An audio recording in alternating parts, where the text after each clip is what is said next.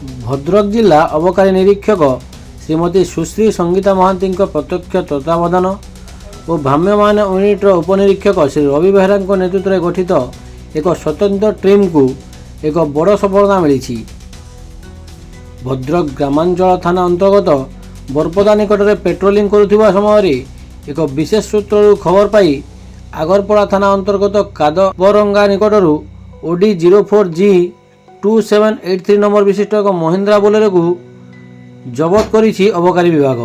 ଏହି Mahindra Bolero ପିକଅପ୍ରୁ 2000 litre ଦେଶୀ ରନ୍ଧା ମଦ ଜବତ ହୋଇଥିବା ବେଳେ ଏହି ଘଟଣାରେ 2 ଜଣଙ୍କୁ ଗିରଫ କରିଛି ଅବକାରୀ ବିଭାଗ।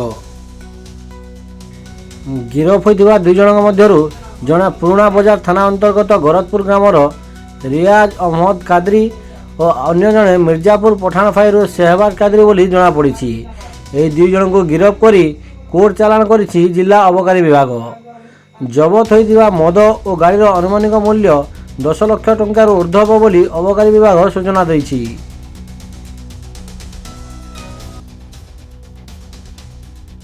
ଉକ୍ତ ଚଢ଼ାଉରେ କନେଷ୍ଟବଳ ସୁଭାଶିଷ ରାଉତ, ମିଥୁନ ଜେନା, ଅଜୟ କୁମାର ଦାସ ପ୍ରଭୃତି ସାମିଲ ଥିଲେ।